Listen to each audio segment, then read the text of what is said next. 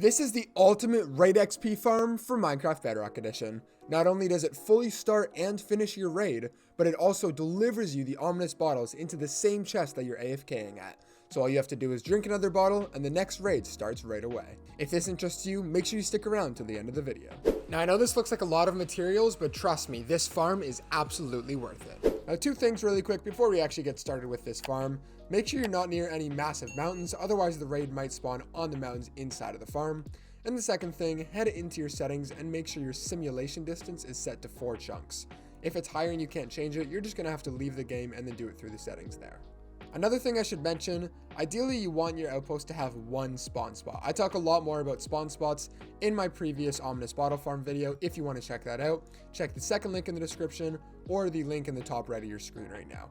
But the easiest way to check if you have 1, 2, or 4 spawn spots is you place down a pumpkin and you can see that this is pointing to the left or the right, which means it's 2. If it was towards the chest, it'd be 4. If it was away, it would be 1. So ideally you want it to be away from the chest, but this will still work for our case. Once you've got this figured out, the first thing you want to do is clear this entire top area here because we're not going to need any of this.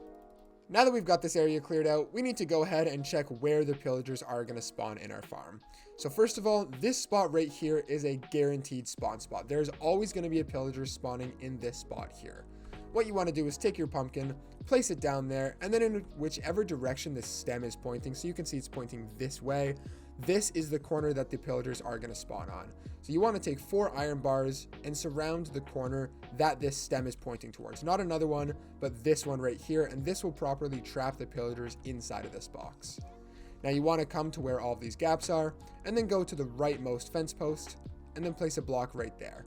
And do the exact same thing, so you can see the stem is pointing on this side. If you're wondering, this is just how mobs end up spawning. It's generation. This is the northwest corner of the block. So there you go, place down like that, and then you want to do that for all of these spots again. So again, the rightmost fence post, place that down with a pumpkin, and then do this for every single spot.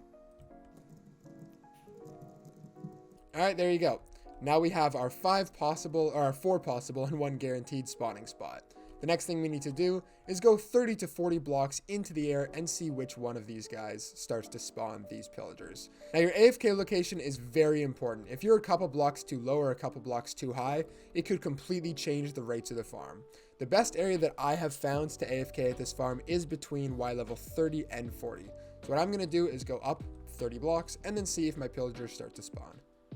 Okay, so I'm 31 blocks into the air and I'm going to see if my pillagers start to spawn.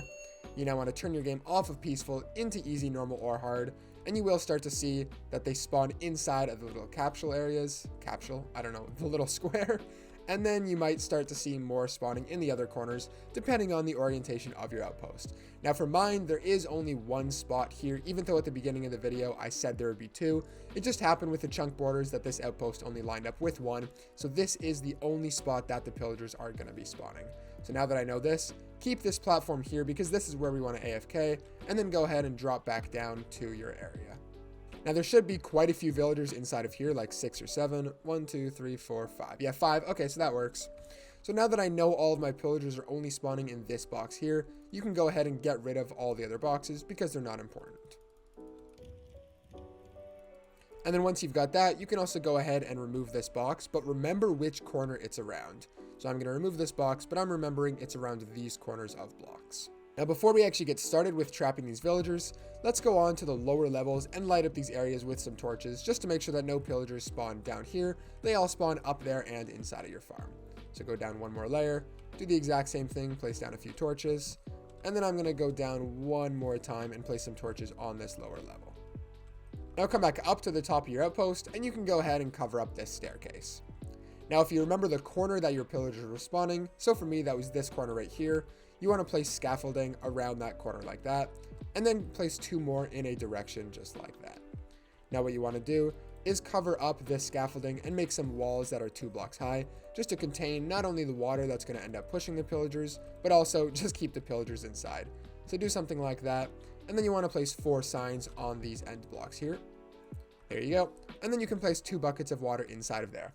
Now, if you want to test to make sure this works before we go any further, you can come back up to your AFK spot and you'll see that the pillagers spawn inside that water and should be pushed past those signs. There you go. As you can see, the pillager did spawn and he was pushed perfectly towards this block. Now coming back down to this area, you're going to want to break these 2 blocks, replace them with dirt, and then continue these walls around those 2 dirt blocks like that. Now the next thing we're going to do is take a bubble elevator and take these pillagers, pushing them all the way up to where we're AFKing so we can stand there while still collecting the bottles. So to do this, I'm going to use glass, although you can use any block, it doesn't really matter. And you want to make a 2x1 square around this dirt and then continue this chamber all the way up until you're at your AFK platform. While I was building this up, you can see that more pillagers did spawn and they were pushed towards this area, which is exactly what we want. Once you've got your chamber built here, what you want to do is take 2 buckets of water and place it at the very top there, and then hop all the way down to the bottom here. And once this water finishes flowing down, what you want to do is take all of your kelp and, oh, that's not going to work with a sign. Sorry, we're going to have to temporarily break those signs.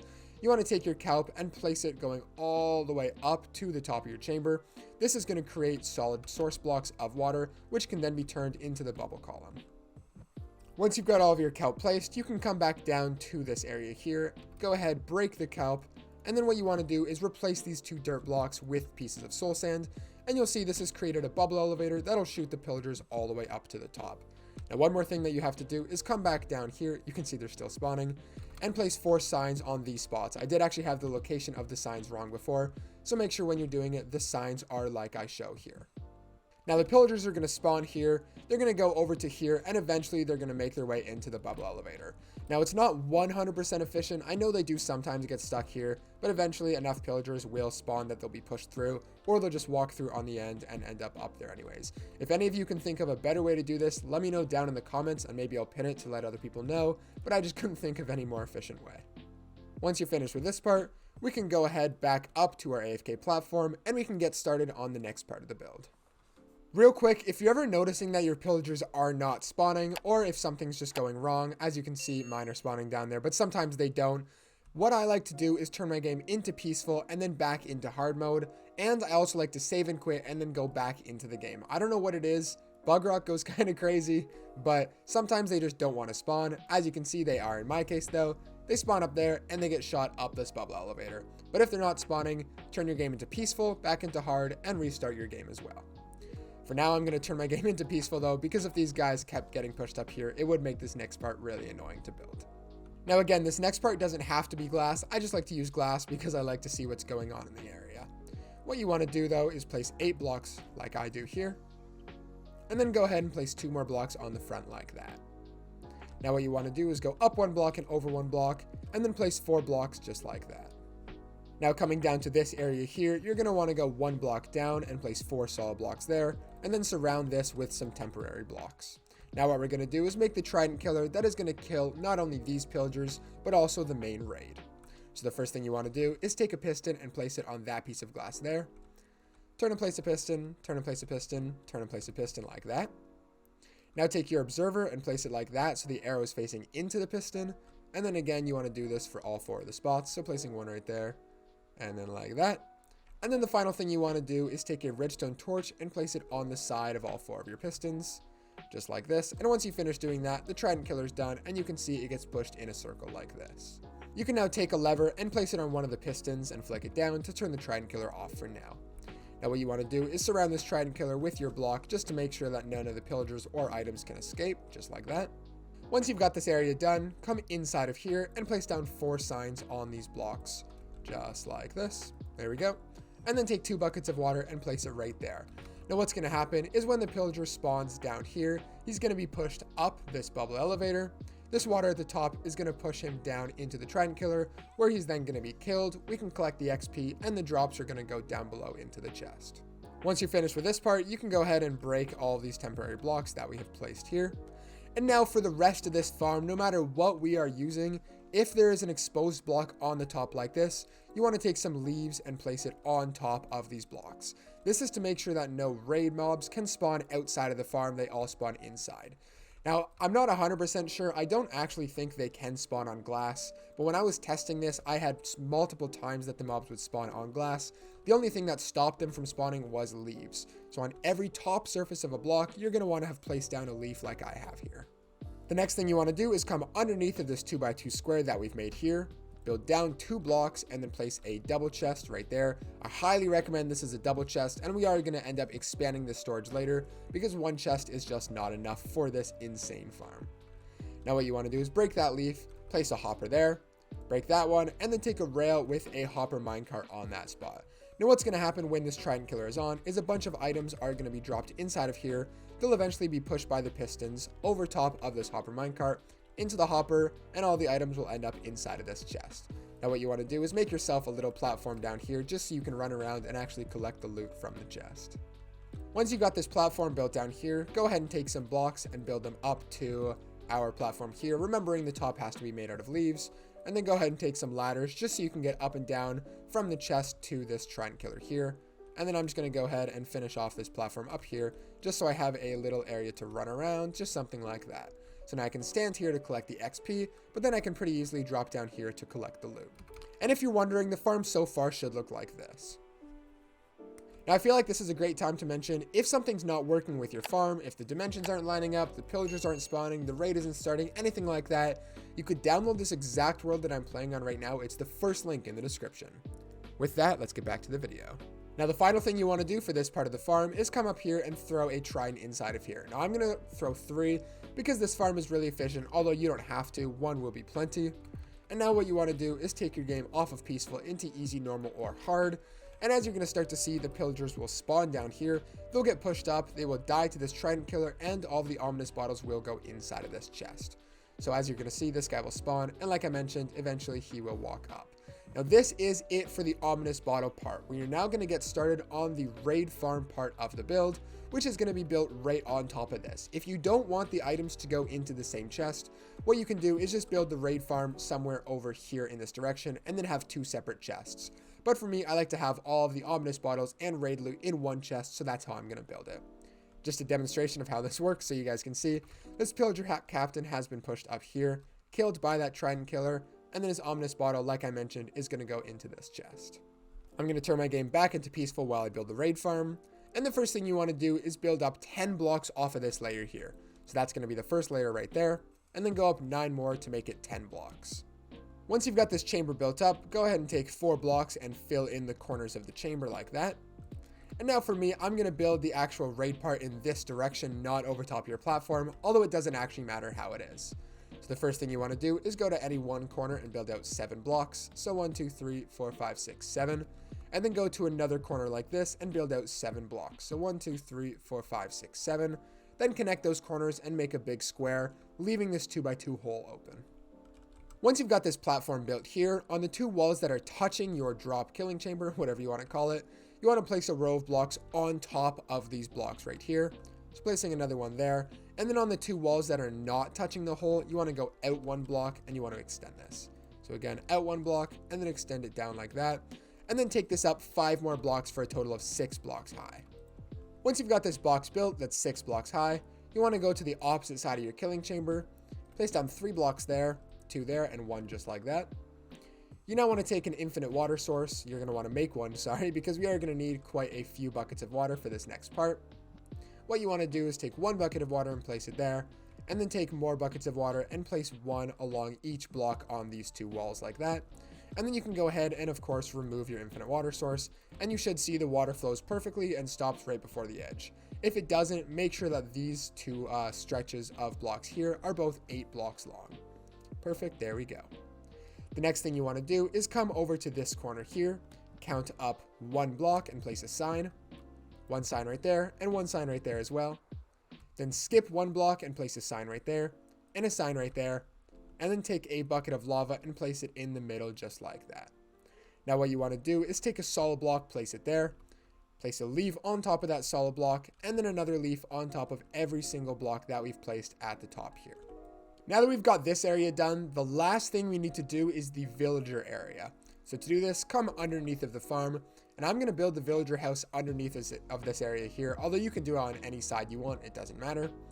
What you want to do for this is come up to this top block here, count down 3 blocks, and then place 2 solid blocks there, with a bed on top of those solid blocks.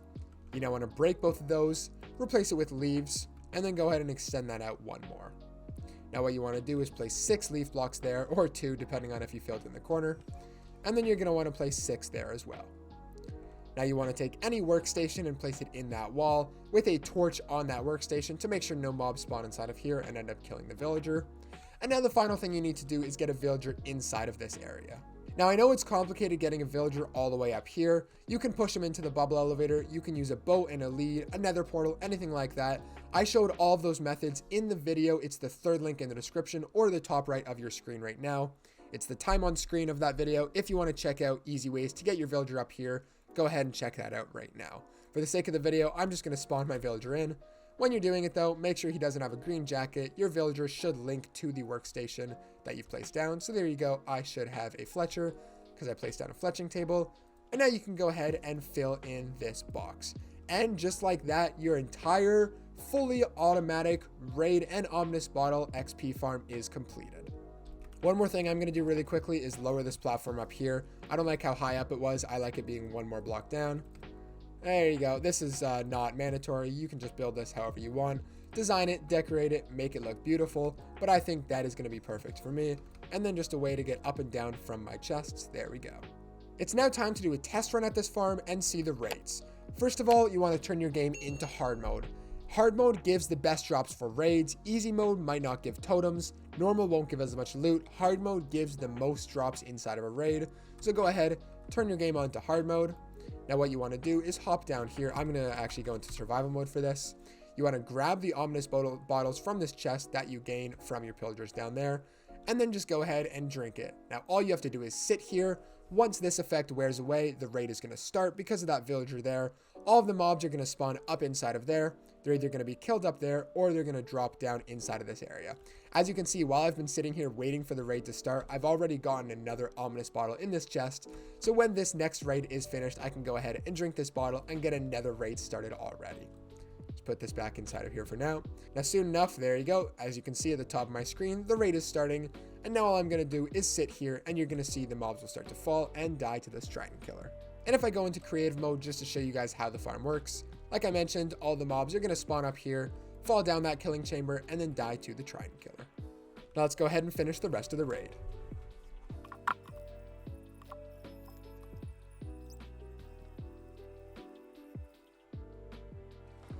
Alright, so you can see the raid has finished. I didn't have to do anything. Now if I go into survival mode really quickly, you guys can see all of the levels that I've gotten from that raid. Alright, pretty good, not bad.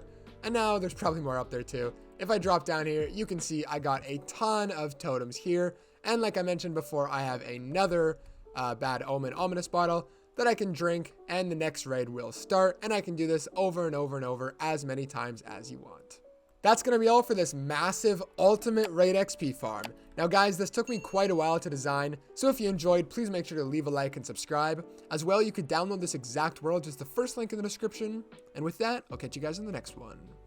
BlazedMC out.